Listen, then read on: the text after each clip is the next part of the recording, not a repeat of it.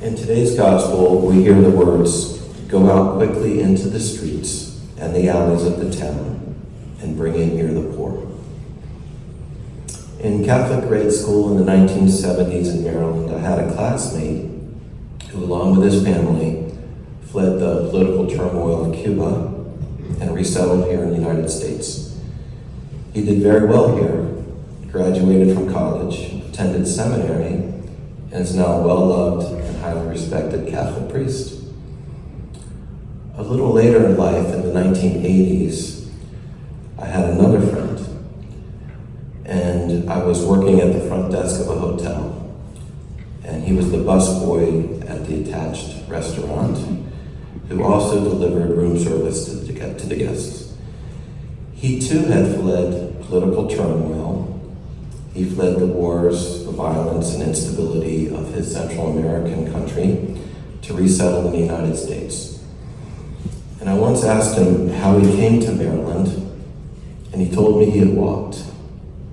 He had walked all the way from Central America, crossed the border at Texas, and continued on walking to Maryland.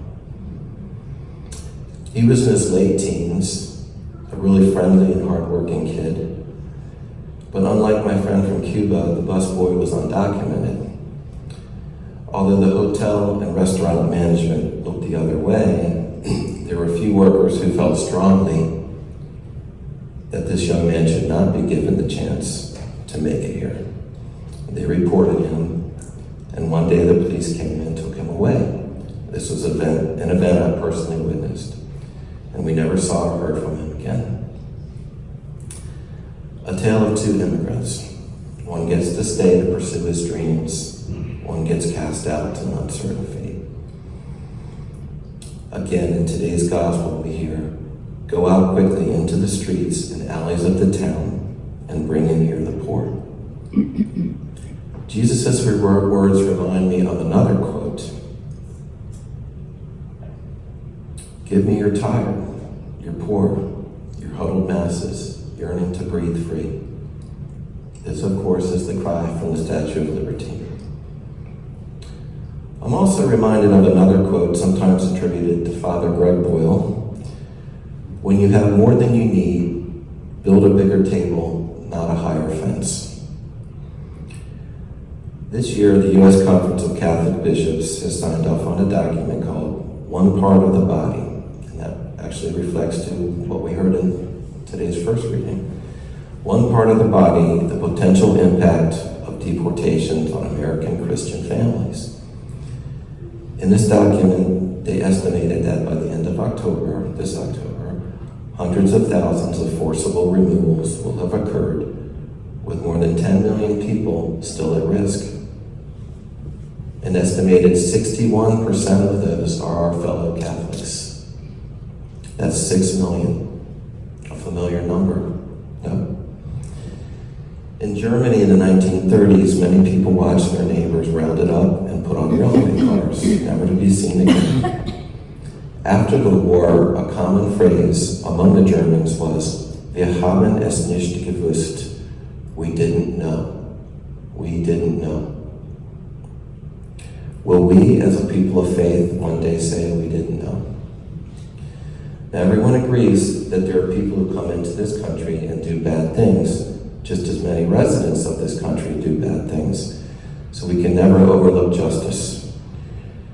But do we embrace injustice, abandon the message of the gospel, and characterize all undocumented immigrants as something less than human?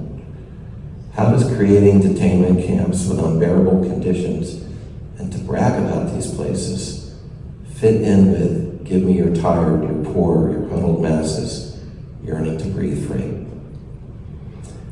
Is it fair to compare the events of 1930s Germany with the events of today? I don't know. That's for us to discern.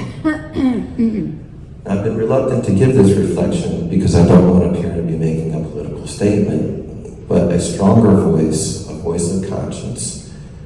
Maybe the Holy Spirit told me never to be the person who preaches the gospel and at the same time says, "I didn't know." This isn't a statement of politics, it's a statement of faith.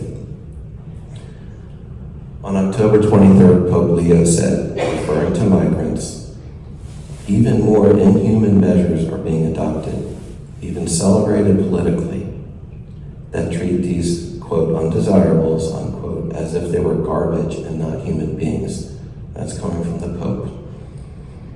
He continued, states have the right and duty to protect their borders, but this should be balanced by the moral obligation to provide refuge.